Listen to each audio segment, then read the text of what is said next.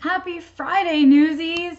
It is I, Becca Laurie Hector, your favorite host of Neurodiversity Newsstand, your only host of Neurodiversity Newsstand.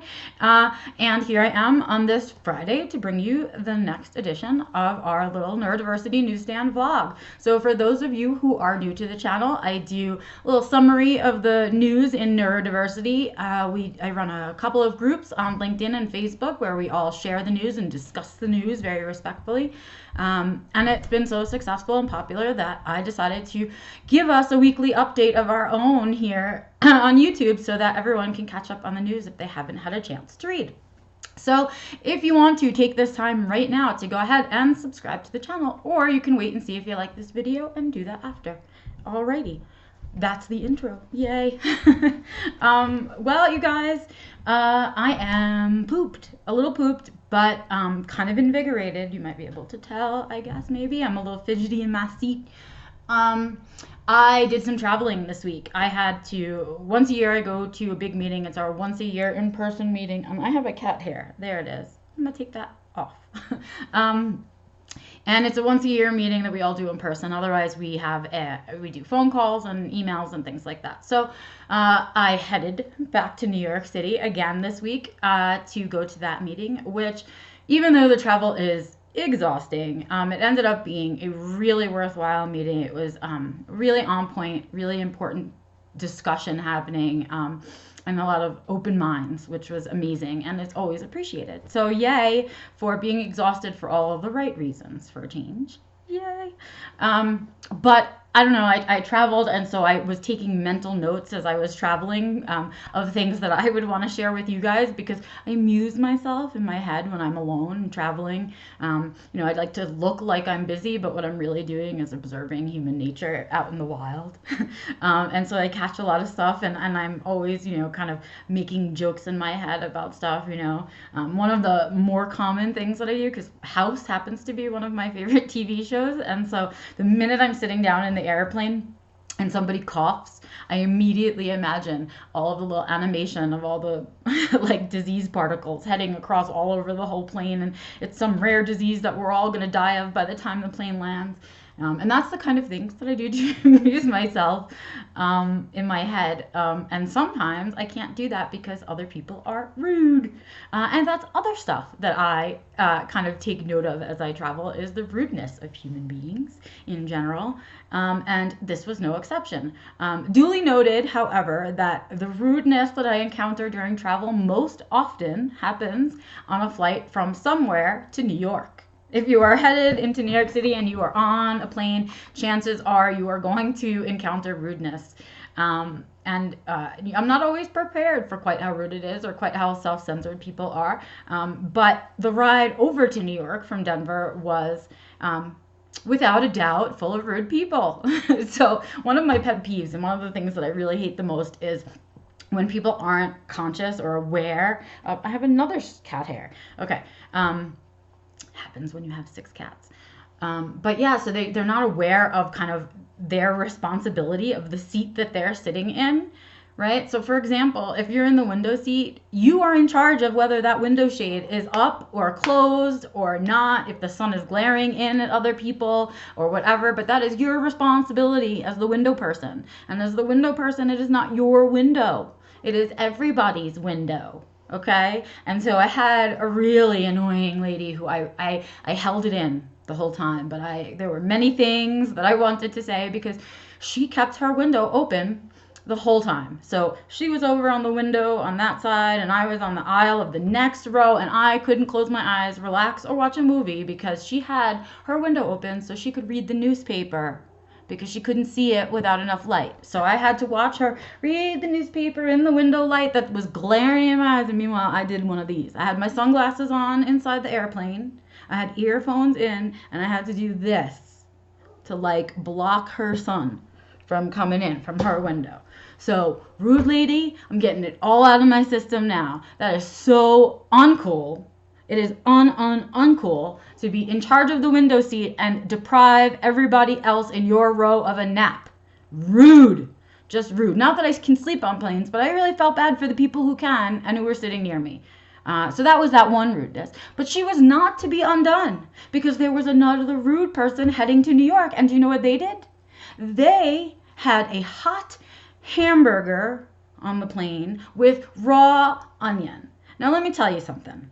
There is nothing that I would like more than to have a good old tuna fish sandwich on an airplane or an egg salad sandwich. But I would never do that to the other people in the tube with me. The other people in the tube with me don't want to smell that.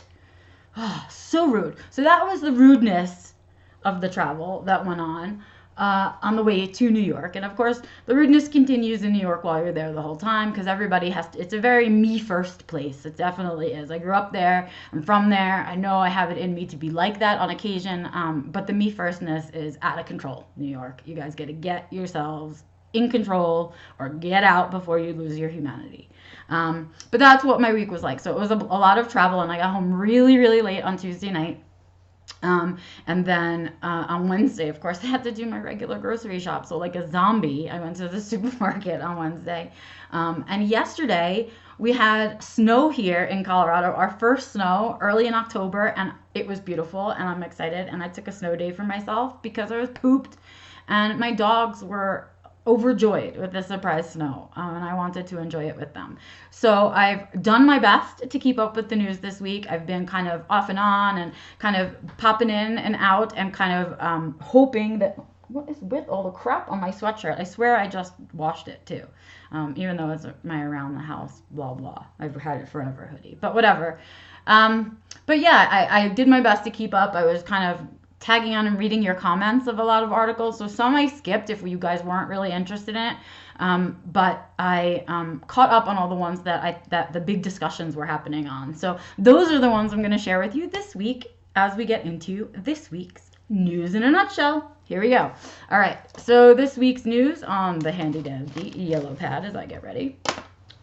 Okay, we had, this is a good one. It was actually a lot of interesting news. Nothing like huge life-changing, but cool stuff was happening. So, towards the end of this week, we've got some great news coming out of Pennsylvania in the United States. A candidate is running for the House of Representatives in the state of Pennsylvania, and she is autistic.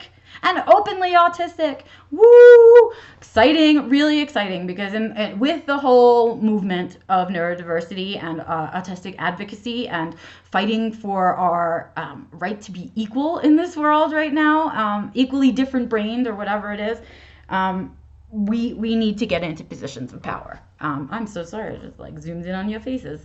I am so uncomfortable right now. There we go. Okay, so yeah, so her name is Jessica Benham, and she is a grad student, and she is running. And so really exciting. She's championing a lot of us out there.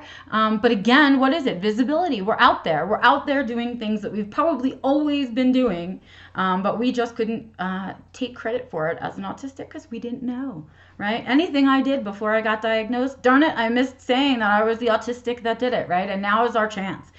So I'm really excited to see an openly autistic woman who is also part of the LGBTQ community running for the House of Representatives in the state of Pennsylvania. Excellent, excellent job, Jessica. Good luck from those of us at Neurodiversity Newsstand. We are behind you as always. And good luck for the primaries. So the primaries are in April of 2020. You have our month, girl. It is the autistic month that you are running in. You can take this primary election, I promise you. So autistics who are in the state of Pennsylvania, you get yourselves out to the primary just for Jessica. You don't even have to vote for anybody else as far as I'm concerned, but you get yourselves out there to show your tribe some love, is what I say. So good luck, Jessica. We'll be keeping up with your story in Neurodiversity Newsstand and find out what happens in April. So that was exciting. Yay. Out of the UK, we got some news, not such great news, but we all did a lot of talking about it. So the title of the article came out of the Times in the UK, and it was "Gangs Use Autistic Teens as Drug Mules by Exploiting Loneliness." So as we know, autistics struggle to be accepted and to fit in social groups with other people in general, and are often, because of our naivete and our directness and all of the ways that we have of being that other people are not, we are often taken advantage of and bullied. And what we find ourselves here in this situation is yet another case of that happening. So we've got teens who are looking to just fit in and find a social group, looking to be accepted by somebody, anybody, and they are being taken advantage of and being used as drug mules. So we'll follow that story out of the UK, which made me nauseous, because I was a really streetwise autistic growing up in New York. And so I know even as a streetwise autistic, I still missed a lot of signals. So I can't imagine what it's like for teens who don't have that kind of upbringing and are really, really innocent. So I'm sorry for them that this happened to them, but I'm real glad it came out in the news and that we were all able to talk about it, because this is the kind of stuff that's happening to our little ones. And it's not cool, really not cool. So we'll keep following that story. What's next? Oh, next out of the US. So the story continues in the US of the Autism Cares Act, and that was signed by President Trump, which every time I say that, it feels foreign, like I'm talking about a movie, like, no, you know, like, I don't know, Independence Day #4 with President Trump. That's how it feels to me. But anyway, so he did sign the Autism Cares Act, and what we're excited about out of it is that there's a lot of language in it where adult autistics specifically were talked about, and the research going into adult autistic specifically was discussed. And so we know, or at least we're hoping, that since it was talked about in the Autism Cares Act, that the funding follows it, and thereby kind of creates a shift in the funding priorities in our community. So right now we have a lot of funding priorities that are not quality of life measures. So we're looking the funding groups and the well-funded researchers are doing work on genetics. They're doing work on brain, how your brain works and all the brain signals, and that really black and white science that's been funded for a long time, that came out of first the desire for a cure, but is now about understanding autism and kind of where it sits in everything. But it doesn't help the people that are alive today. It doesn't help the me's. It doesn't help the you's. It doesn't help us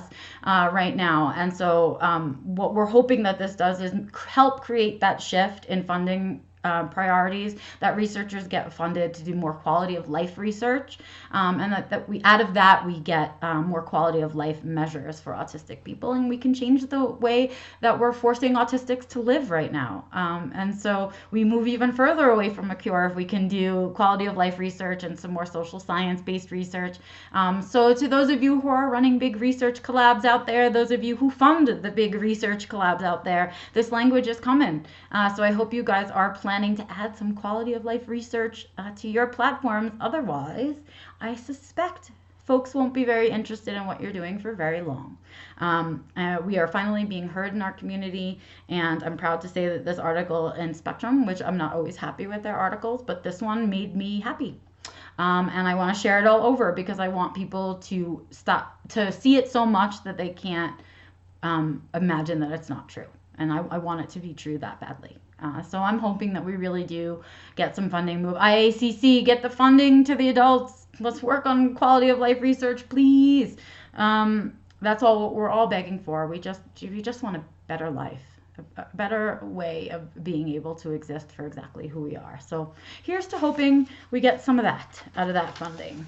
Okay, and so that was like the big news out of news agency type places, right, this week. But as always, we've had some amazing blogs come out from our very own, right? And I'm always so proud to see other autistics writing about their experiences and talking about what it's like, and kind of explaining the world from our perspective and sharing that unique perspective with our community, and then with the greater disability community, and then with the world as a whole. And so I'm always reading everyone's blogs because I'm so darn proud of all of us all the time. Like I'm proud that we can gather our thoughts and put it together on paper and get it out there, even though we struggle with getting out in the world in general. We've figured out how to still get our thoughts out there. And so I read all of your blogs. I do. I promise you that I read them. And the ones that I think are great aren't sometimes the most popular ones, but I still share and read all of them. I love hearing words from other autistics. So from the ones we had come out this week, these were the two ones that were the most popular, had the most comments on them, the ones I saw shared like all over the place. So we had two. We had one that came out of Spectrum Women magazine, I'm proud to say, by one of my fellow authors of, other side, Spectrum Women book. Lisa Morgan, she did our forward in the book, and she did a great piece called Fictional Reality, and it's all about the toxic fiasco of what we live in as a society. It's a sarcastic, slightly bitterly sarcastic, but fantastic read by Lisa. Fictional, of course, but not necessarily. There's a lot of truth in it, but really enjoyable, and it really makes a solid point. Lisa, thank you for that one. So you guys, please go check it out. It's in the Neurodiversity Newsstands, and of course will be linked to the description in here. The other piece by another autistic that I really loved, it was called, it was in the Aspergian, and it was called Why I'm Not a High Functioning Autistic. And it was all about the suckage that is functionality labels, right? Everyone would love to call me high functioning all over the place, but I can tell you that there are days when I am non-functioning. Forget low functioning, I am non-functioning. And so functionality labels don't service us. They don't service us as a community. They serve us to really divide us and separate us and kind of pit us against each other for services and supports, instead of really just remembering that we kind of share, I don't know, we share everything. We share so much more than we have different, and we just need to learn how to communicate with each other, I think. But in any case, that's what her whole piece is about. It's about the misnomers of functionality labels, the disservices that functionality labels do, and kind of what that does to us as a group. And I thought it was a really well written, very clear and concise piece, to the point, and it was wildly popular this week all over the internet, and deservedly so. So excellent piece coming out of the Aspergian. Please take a look at that one too. I enjoyed that as well. And then, of course, I wouldn't want to leave out memes, because this week we had two really impactful memes this week came out in our group. And one of them was by the Autistic OT, and I'm going to go ahead and share the link to that. And it was about her experience kind of waiting for a flight, and the comfort, that's the word, the comfort that she found in another autistic who happened to be a non-speaking autistic. And I think that's underplayed a lot. I would rather sit in a room with 1 million autistics that use a device to communicate than even one neurotypical. That would always be my choice. I'm still learning the social etiquette and the culture of, communicating with someone who uses a device, and I'm still working on that myself. I know we were divided so that we didn't learn together, and I'm trying to learn now, because I feel so compelled to know and love my fellow autistics all the time, that the fact that another group of people tried to divide us makes me so upset. Oh my God, makes me really upset. And so I loved this meme so much. So the Autistic OT, check that one out. It will be linked right here. And then the other one that was shared was actually shared by me, and I'm honored that you guys liked it quite so much. It wasn't my meme, but it was a meme from a page called Healing Together. And it was all about dissociating and what it feels like to dissociate, what it may feel like to you to be dissociating if you don't even know about it, dissociation. And that's what I loved about it, was that I went, oh yeah, because a lot of times I think, oh, I haven't had enough trauma to dissociate, or I don't know if I've really dissociated the way that other people say they dissociate and all of that stuff. But what I came to find out very recently was that, in fact, I dissociate a lot more than I even knew that I did, which is always surprising, I think.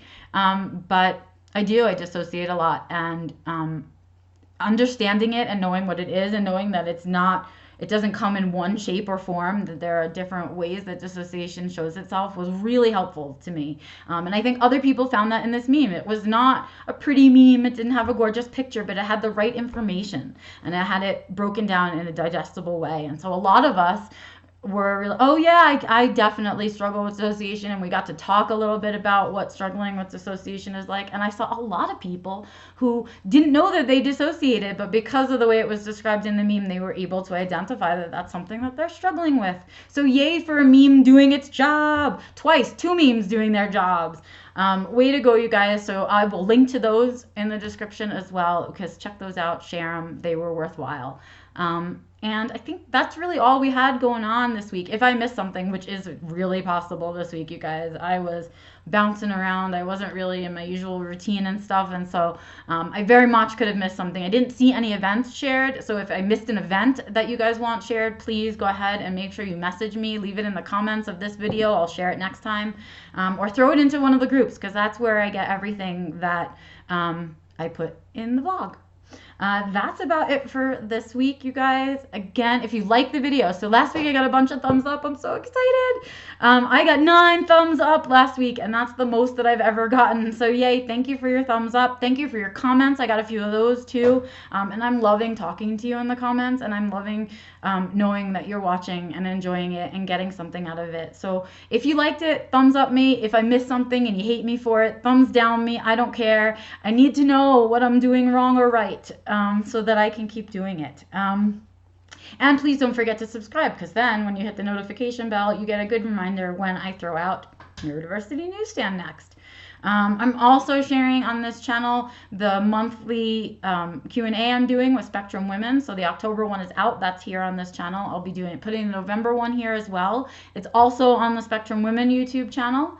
And I do occasionally throw other things onto this channel. And you can always go back to my old videos, which I had fun doing. And I'm sure they're probably still useful to some of you. That's about it for me. I am gonna go have a lazy weekend, you guys, because I am pooped. Still not recovered from traveling, but happy to be home and glad that I went. So have an amazing weekend, you guys. Do something fun for me, because I'm going to be sitting around in my PJs. So do something fun for me. Tell me all about it in the comments, because I would love to live vicariously through you. All right, have a good one, you guys. I will see you next Friday on Neurodiversity Newsstand. That's all for me, Becca Lori Hector, and I'll see you next time.